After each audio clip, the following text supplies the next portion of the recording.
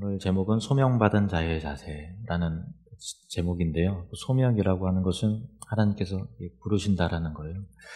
부르심, 소명에 두 가지 중요한 의미가 있는데, 첫 번째는 구원과 관련된 그런 의미가 있어요. 우리가 하나님을 알지 못했지만 하나님께서 죄 용서함이 있는 그 십자가의 자리로 우리를 불러주셨어요. 그래서 주님께서 불러주셨기 때문에 우리가 중생, 곧 거듭날 수 있었고, 예수님을 믿고 구원받은 자는 구원으로서의 초청을 받은, 천국 잔치로 초청을 받은, 청함을 받은 자, 부르심을 받은 자입니다. 그래서 구원의 관점에 있어서 모든 사람들이 이미 다 소명을 받은 사람이고요. 두 번째 의미는, 소명은 하나님의 부르심인데 부르신 자에게 사명을 주세요. 그러니까 그 사명의 의미에서 각자의 하나님 나라를 위한 그 역할이 있죠. 그 의미에서의 소명이 있습니다. 로마 가톨릭에서는 그 사제들이나 또 신부들과 같은 사람들을 소명하신 것으로 이렇게 이해를 하고, 일반 평신도와 어떤 그 사제들과의 그런 그 소명의 관점에서 구별을 지었는데요. 그러나 성경은 그렇게 말하지 않고 예수 믿는 우리 모두가 다 왕 같은 제사장으로서 하나님의 부르심을 받은 사명자다라는 것을 우리에게 알려주고 있어요. 그래서 목사나 선교사뿐 아니라 각자의 역할이라든가 또 어떤 그 은사와 또 그런 것들은 다 다르지만 하나님께서 저와 여러분을 동일하게 교회의 일꾼으로 다 불러주셨고요. 그리고 또 이 세상에서 복음적 사명을 다 감당하도록 그렇게 사명자로서 소명해 주셨다라고 하는 그런 부분입니다. 그래서 오늘 말씀은 목사나 선교사에게만 해당이 되는 그런 본문이 아니고요. 저나 여러분이나 다 하나님 앞에 사명이 있는 소명받은 자이기 때문에 그런 의미에서 적용을 할 필요가 있습니다. 예수님께서 길을 가실 때 이제 세 사람을 만났는데요. 세 사람 가운데 각각의 그 소명받은 자의 그 자세가 어떠해야 되는지 중요한 교훈을 우리가 알게 되는데, 우리가 이제 가을에 팀 사역이 개편이 되면서 이 말씀이 우리가 어떤 자세로 교회를 섬겨 나가야 되는지 이 부분에 대해서 우리가 중요한 교훈과 통찰을 얻을 수 있을 것 같습니다. 57절, 58절 말씀을 보시면요. 함께 읽겠습니다. 길 가실 때 어떤 사람이 여짜오되 어디로 가시든지 나는 따르리이다. 예수께서 이르시되 여우도 굴이 있고 공중에 새도 집이 있으되 인자는 머리둘 곳이 없도다 하시고. 아멘. 이런 길을 가시는데 어떤 사람이 먼저 와서 어디로 가시든지 선생님 내가 주님을 따르겠습니다, 이렇게 나와서 고백을 합니다. 마태복음에 보면은 이 어떤 사람이 한 서기관이었다라는 것을 언급하고 있어요. 한 서기관이 저는 마음의 준비가 다 돼 있습니다, 주님이 어디로 가시든지 나는 주님을 따를 것입니다 했는데, 예수님께서 여우도 굴이 있고 공중에 새도 집이 있지만 인자는 머리 둘 곳이 없다 하면서 완고법으로 우회적으로 나를 따라오지 말아라 이렇게 거절을 하신 거예요.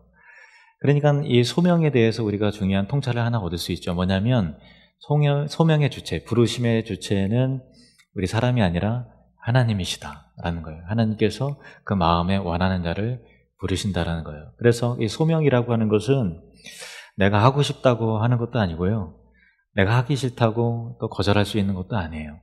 하나님께서 부르신 자가 부르심의 일들을 잘 감당할 수 있게 되는 것이죠. 직분에 대한 부르심도 마찬가지입니다. 우리가 교회 일을 하는 데 있어서 여러 가지 하나님께서 직분들을 맡기시잖아요. 그런데 그 직분을 맡는 또 그 직분자를 세우는 그 과정이 우리의 눈으로 볼 때는 사람에 의한 일처럼 보여지는 부분들이 있어요. 그 당회에서 장로님들이 회의를 하죠.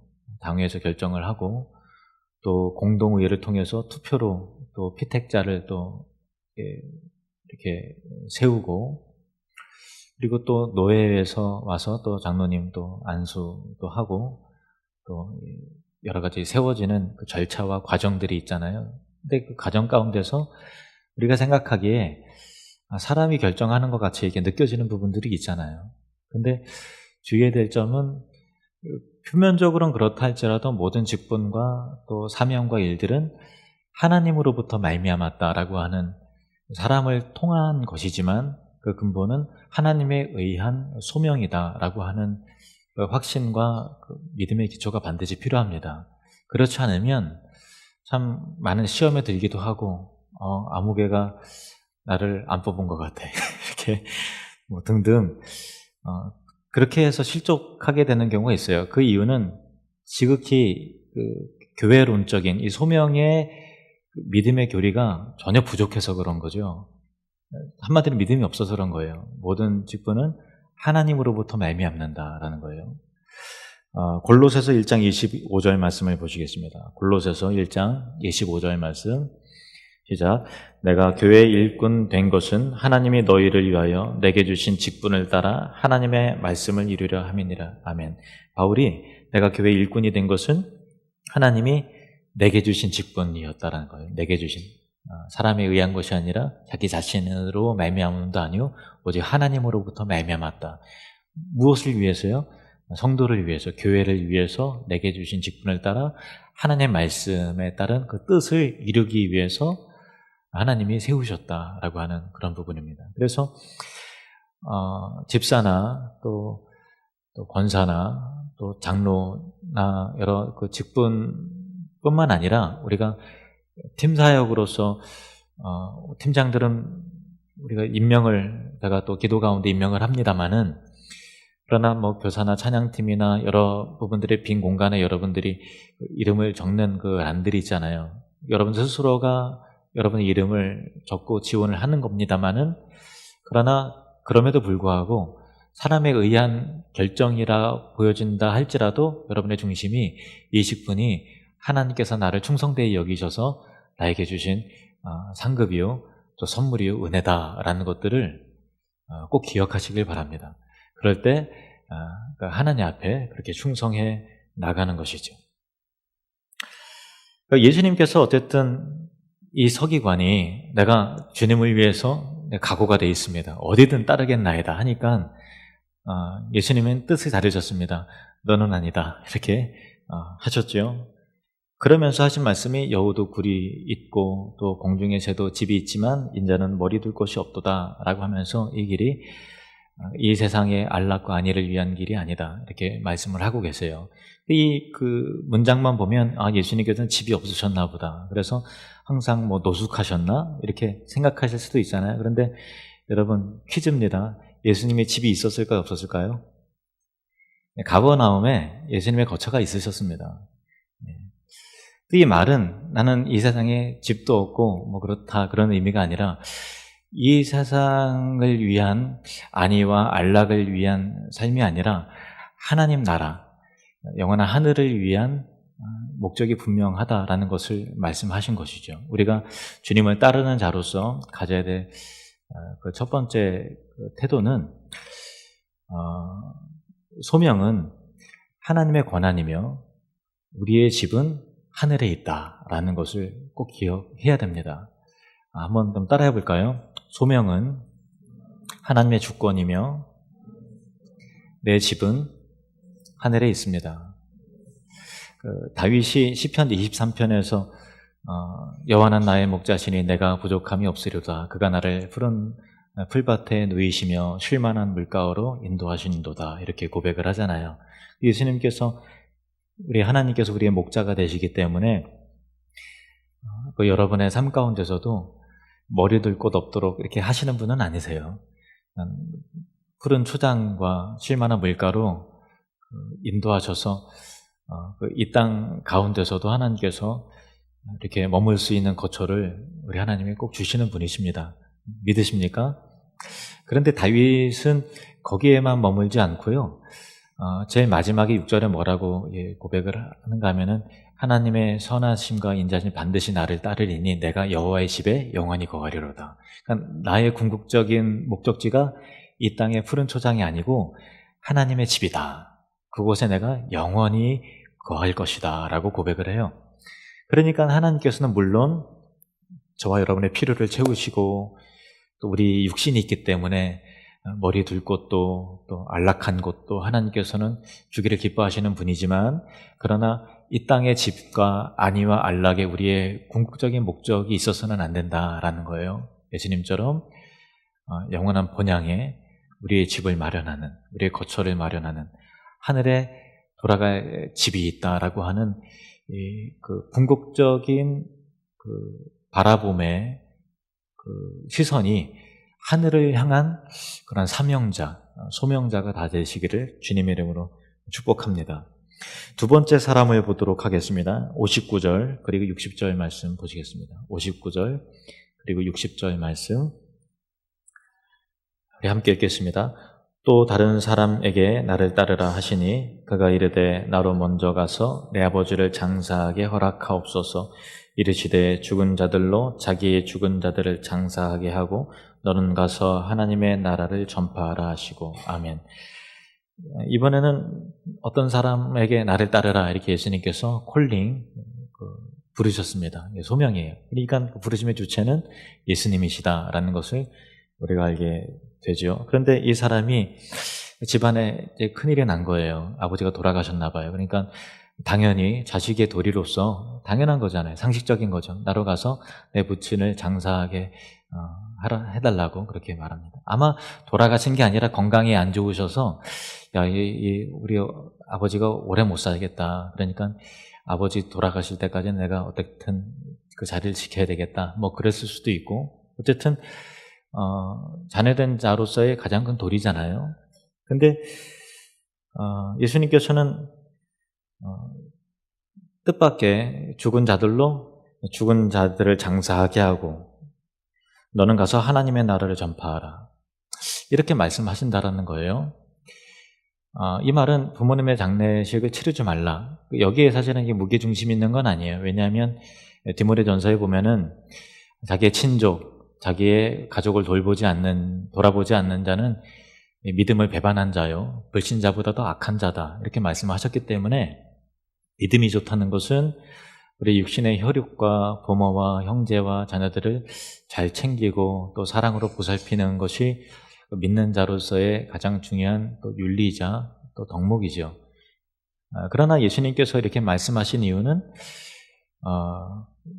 이 죽은 자들로 하여금 너의 죽은 자들을 장사하게 하고, 그러니까 이 본질적 의미예요. 그러니까 죽은 자들로 죽은 자를 장사하게 하라고 하는 것은 어떤 의미입니까? 그러니까 우리가 살아있다고 하지만 영생을 얻지 못하면 다 죽은 자잖아요. 거듭나지 않으면 다 죽은 자잖아요. 그러니까 잘 보세요. 장례식을 치른다고 죽은 자가 살아납니까? 아니죠. 장례식 가운데 그 부모님의 그 어떤 그 영생에 관한 운명을 장례식 절차로 인해서 지옥을 예수 안 믿으시는 분이 장례식을 잘했다고 갑자기 천국에 간다던가 그 운명을 바꿀 수 있습니까? 그렇지 않아요. 중요한 것은 뭐냐면 절대적인 가치는 영생에 관한 것. 그러니까 죽은 자를 살려내는 그 일이 이 세상에 가장 긴급하고 중요하다고 생각하는 것보다 더 가치 있다라는 그 말씀입니다. 이해가 되시죠?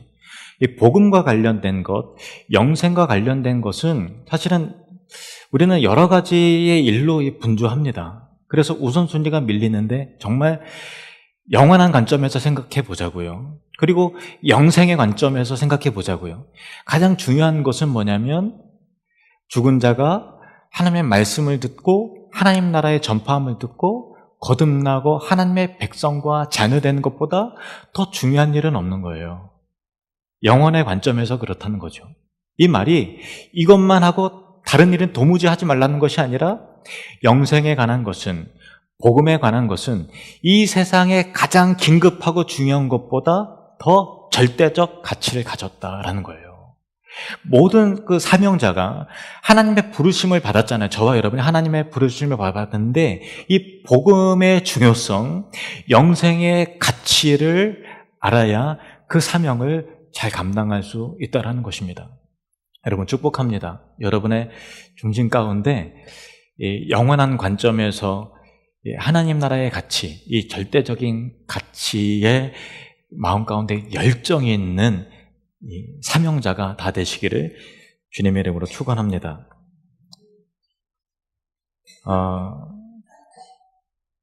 마태복음 10장 37절에서 38절 말씀을 보시면요, 심지어는 예수님께서 이렇게 비교를 하셨어요. 아버지나 어머니를 나보다 더 사랑하는 자는 내게 합당하지 아니하고 아들이나 딸을 나보다 더 사랑하는 자도 내게 합당하지 아니하며 또 자기 십자가를 지고 나를 따르지 않는 자도 내게 합당하지 아니하니라. 아멘. 뭐가 더 중요하냐라는 것을 알고 가야 된다라는 것이죠. 저는 이제 다음 주에 이제 팀 사역에 관한 여러 가지 일들이 또 이루어지게 되고, 여러분이 나는 어떤 부서를 섬기고 있고, 또 보통 우리는 2년씩 하잖아요.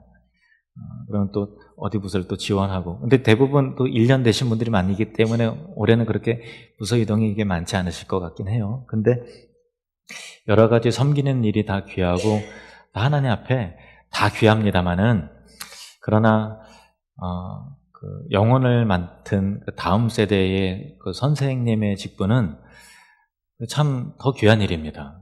여러분, 여기 계신 분들이 다 교사할 필요도 없고 다 하실 수도 없지만, 그러나 여러분이 우리 다음 교회적으로, 공동체적으로 우리의 다른 교회보다는 우리 부서가 좀, 다음 세대가 좀 세분화가 되어 있잖아요.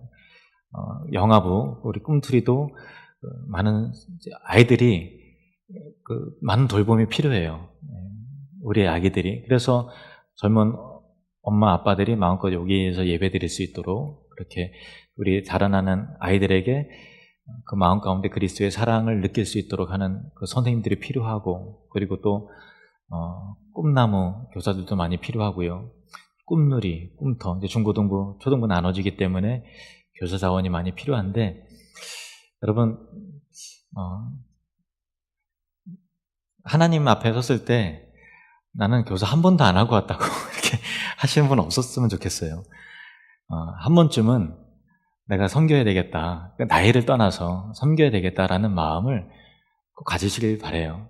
중고등부도 부담스럽고 내가 나이가 있어서 중고등부도 부담스럽고 초등부도 부담스럽다 그러면 우리 유치부도 있고요, 우리 영아들 아이들 케어하는 꿈틀이도 있습니다. 그러니까 내가 이 나이에 뭐 이렇게 그렇게 빼지 마시고, 우리 모든 부모들이, 또 우리 손주들이 있으신 분들이 공동체적으로 같이 책임지고 감당해 나가야 될 그 사명이에요. 정말 중요한 것은 우리가 다 바쁘잖아요. 그런 일들이 있는데 그 영혼을 맡은 이 복음의 사명, 사람을 세우는 것보다 더 가치 있는 일은 없다라고 하는 이 그 두 번째의 그 소명 가운데 하신 그 말씀의 교훈을 우리가 꼭 가슴 깊게 좀 새기셨으면 좋겠습니다. 세 번째 사람을 향한 그 교훈을 한번 보실까요? 61절, 62절 말씀 보시겠습니다. 61절, 62절 시작. 또 다른 사람이 이르되 주여 내가 주를 따르겠나이다마는 나로 먼저 내 가족을 작별하게 허락하소서. 예수께서 이르시되 손에 쟁기를 잡고 뒤를 돌아보는 자는 하나님의 나라에 합당하지 아니하니라. 아멘. 두 번째 사람과 비슷한 거죠. 뭐가 더 중요하냐라고 하는 그런 의미인데요, 중요한 것은, 차이점은 이 손에 쟁기를 가졌다라는 거예요. 그러니까 사명자는 손에 쟁기를 가졌다. 누구나 마찬가지예요. 따라해볼까요? 내 손에 쟁기가 있습니다. 밭을 가는 거죠.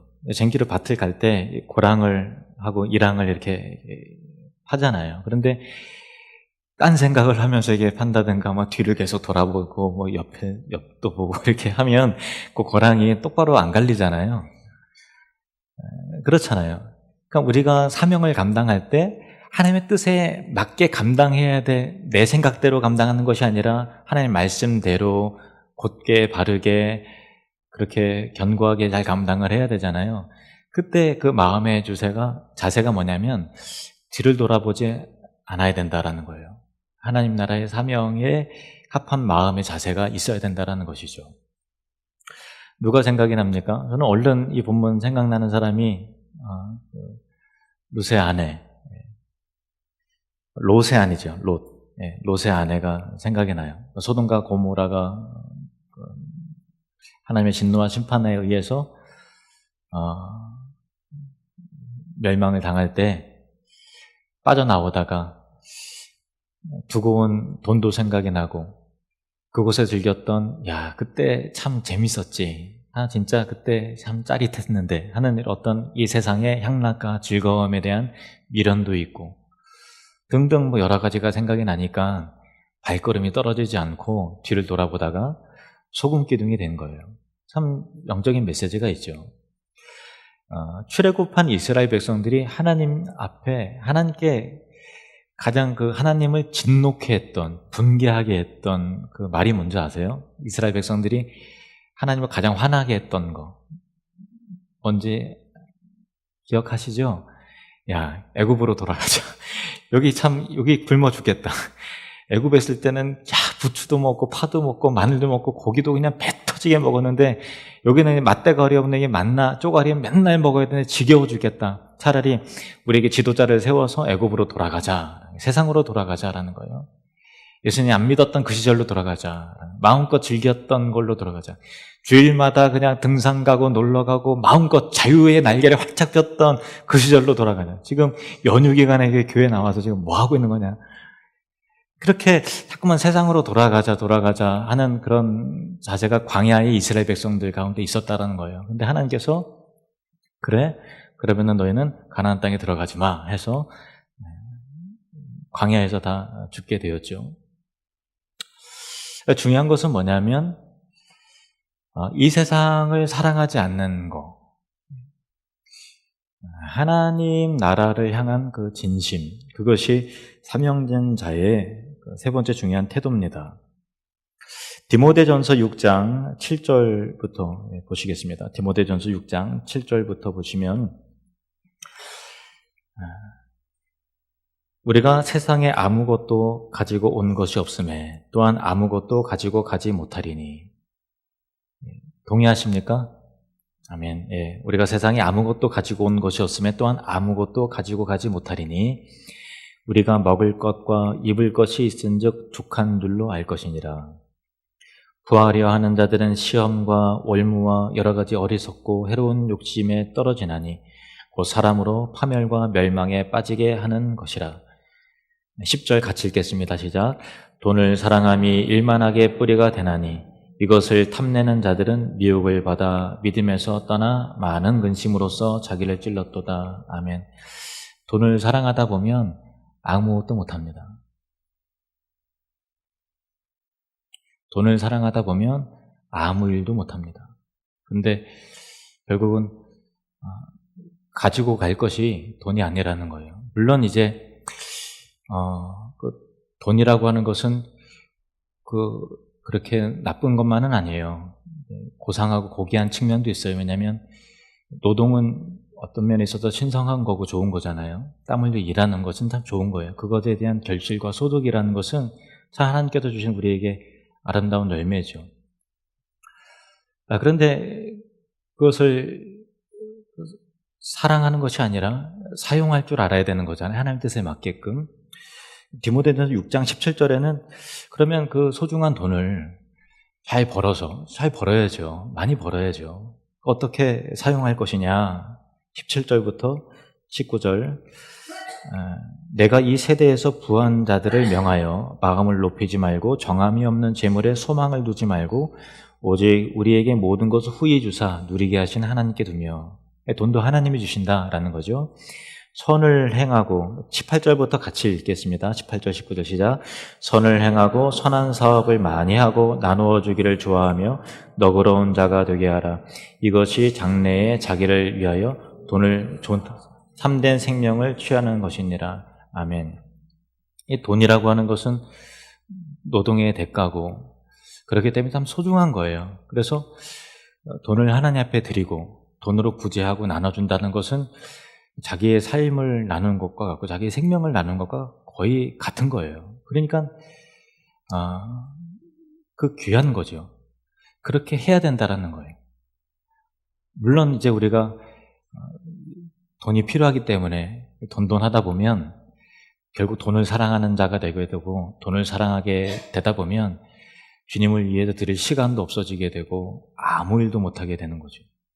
그러니까 우리가 생업의 현장이 있기 때문에 참 그게 딜레마일 거예요. 딜레마인데 여러분 하나님께 지혜를 구하시고 물질에 인색한 사람 되지 마시고 돈은 하나님께서 주시는 건데 하나님 앞에 예쁜 짓을 잘해서 하나님 앞에서 후회 주시고 누리게 하시는 하나님의 은혜를 여러분 풍성히 누리시길 주님으로 축원합니다.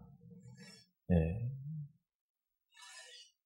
오늘 이 본문 세 사람을 만나실 때 예수님께서 중요한 말씀이 길을 가실 때 이렇게 말씀하셨어요. 기억나시죠? 길을 가실 때 어떤 길로 가셨던 거죠? 이 문맥이 굉장히 중요해요. 길을 가실 때 어떤 길이었어요? 자, 바로 위에 보면은 51절이 나오는데 51절 말씀을 보도록 하겠습니다. 누가복음 9장 51절 시작. 예수께서 승천하실 기약이 차감해 예루살렘을 향하여 올라가기로 굳게 결심하시고, 그리고 나서 다른 내용이 있고 사마리아 길로 가셨다가 이제 길을 가실 때 하고 이제 그 소명에 대한 교훈이 나오는데 어떤 길이요? 예루살렘을 향해서 가는 길이에요. 그런데 앞에 보면은 승천하실 기약이 차감해 이렇게 돼 있잖아요. 승천은 예수님께서 결국 어디를 향해 가신다라는 거예요? 하늘. 근데 잘 보세요. 하늘을 향해 가셔야 되는 것인데 하늘로 바로 승천하지 않으세요. 승천하실 기약 때문에 어디로 가세요? 예루살렘으로 가세요. 그게 예수님께서 이 땅 가운데서 감당하셔야 될 사명이에요. 하나님 나라의 사명. 조롱받는 길이고 또 멸시와 천대가 있는 길이고 고난의 길이고 십자가의 길이고 자기 부인의 길이 가시지만 승천하시기 전에 예루살렘을 향해 가세요. 우리도 예수 믿고서 천국 가는 거잖아요. 천국 가기 전에 해야 될 사명이 있어요. 여러분 안에 이 땅 가운데 감당해야 될 예루살렘이 무엇인가? 어디로 가야 되는가? 하나님 나라의 사명의 과정의 가운데서 해야 될 일이 무엇인가? 뚜렷한 목적에 가는 그 길과 방향이 있어야 돼요. 그냥 아무 길이나 대충 가다가 천국 가면 되지? 아니요, 그렇지 않아요. 주님, 나에게 있어서 이 땅 가운데 이룰 그 사명, 예루살렘의 길이 무엇인지 알려주십시오. 그리고 그 길을 감당할 수 있는 힘과 능력을 주십시오. 이 기도하시는 저와 여러분 되시기를 주님으로 축원합니다. 교회의 내적인 사명도 있고요. 세상에서 빛과 소금과 복음에 감당해야 될 사명도 있습니다. 그 사명을 잘 감당하시길 바라요. 그런데 그 사명이 궁극적인 방향과 목적이 하늘로 돼 있지 않으면 아무리 하나님의 일이라 할지라도 일 중심으로 일하다가 끝나요. 이 일을 통해서 자기 욕망을 실현하는 거예요. 교회 일을 하다가 자기의 영광을 위하게 되고 복음 일을 한다고 하지만 하늘을 생각하지 않으면 여전히 하나님의 위한 것이란 교회라고 하는 명분과 직분은 가지고 있지만 여전히 세상 일 하다가 결국은 자기 영광 위한 것으로 끝나는 경우가 굉장히 많이 있습니다. 목사라고 다 하나님 일 하는 거 아닙니다. 장로님이라고 다 하나님의 일을 하는 거 아니에요. 명분은 그렇다고 하지만 결국 자기 영광과 자랑으로 기결돼서는 안 된다라는 거예요. 궁극적인 방향이 뭐냐? 예루살렘을 향해 가는 길이지만 승천, 하늘을 향한 하나님의 보좌 앞에 내가 서야 된다라고 하는 이 영원한 것을 향한 방향과 하늘을 향한 시선을 잊지 않는 저와 여러분이 되시기를 주님의 이름으로 축원합니다. 그런데 이거 우리 힘으로는 안 되는 거예요. 우리 힘으로 어떻게 돈을 안 사랑해요? 돈 없이는 우리는 죽는다고 생각하는 사람인데 어떻게 그것을 포기합니까? 하늘을 향해서 나아가시는 그 예루살렘 길을 향해서 굳게 결심하고 나아가셨던 그 사명을 감당하셨던 예수 그리스도의 그 마음과 그 생명이 우리 안에 들어올 때 우리는 하나님께서 주신 사명을 감당해 나갈 수 있는 이 마음과 여유와 따뜻함과 그 능력이 생기게 되는 것입니다. 성령 충만하시기를 바랍니다. 예수님의 마음으로 충만하시길 바랍니다. 그래서 여러분의 인생의 길이 분명한 방향과 목적이 있었던 예수님의 길과 같이 이 땅에서의 사명의 길이 분명하고 궁극적인 그 방향이 이 땅에 머무는 것이 아니라 내 집이 하늘에 있습니다 라고 고백하는 분명한 사명자가 되시기를 주님의 이름으로 축원합니다.